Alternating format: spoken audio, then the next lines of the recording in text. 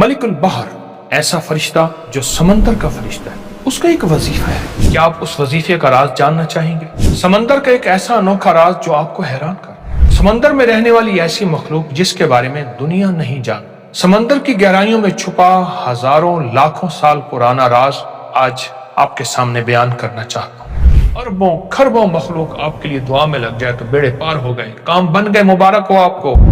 سمندر میں اللہ نے جو خزانے نعمتیں رکھی ہیں، ان میں سے آپ کو اور آپ کی نسلوں کا حصہ ملے گا۔ کلیجہ تھام کے بیٹھے، کیسی بات کہہ گیا ہوں۔ السلام علیکم ورحمۃ اللہ وبرکاتہ۔ سمندر کی ایک دنیا، سمندر کا ایک جہان، پھر سمندر کے اوپر فرشتوں کی ڈیوٹیاں، فرشتوں کی ذمہ داریاں۔ پانی کائنات کے رازوں میں سراز ہے، پانی زندگی ہے۔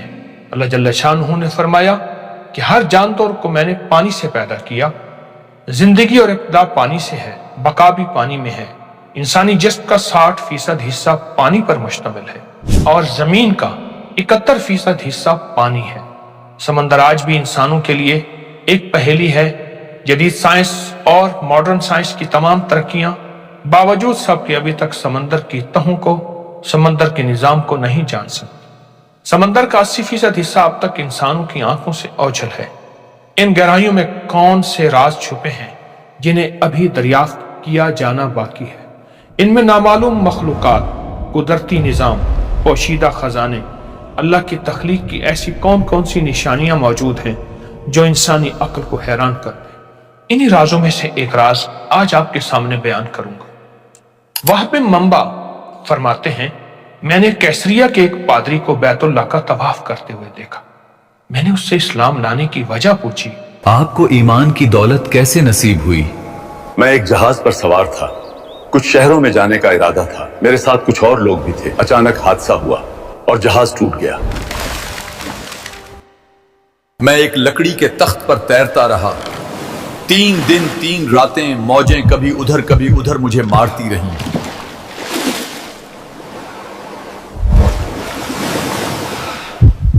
یہاں تک کہ ایک سرسبز جگہ پر جا پہنچا جہاں درختوں پر بیری جیسے کچھ پھل لگے تھے، بہتا ہوا میٹھا پانی تھا۔ میں نے وہ پانی پیا، وہ پھل کھائے۔ رات ہوئی تو اچانک پانی سے ایک عظیم الجثہ شخصیت ابھری، ایک وجود ابھرا۔ اس کے ارد گرد کچھ لوگ ایسے تھے جن کی شکلیں کبھی نہ دیکھی۔ اس نے بلند آواز سے پکارا، لا الہ الا اللہ الملک الجبار۔ یہ پوری دعا ہے اور اس کا پورا ترجمہ ہے۔ پھر وہ غائب ہو۔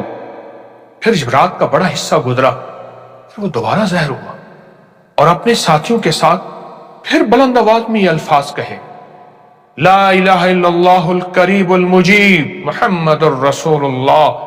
اور یہ پوری دعا۔ اس کے بعد ان میں سے ایک نے دیکھا اور قریب آیا اور کہا، تم جن ہو یا انسان؟ میں انسان ہوں۔ تمہارا دین کیا ہے؟ نصرانیت، عیسائیت میرا دین ہے۔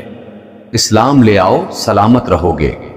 کیا تمہیں معلوم نہیں کہ اللہ کے نزدیک دین اسلام ہی سب کچھ ہے؟ یہ عظیم شخصیت کون ہے جو یہ ندا لگا رہے تھے؟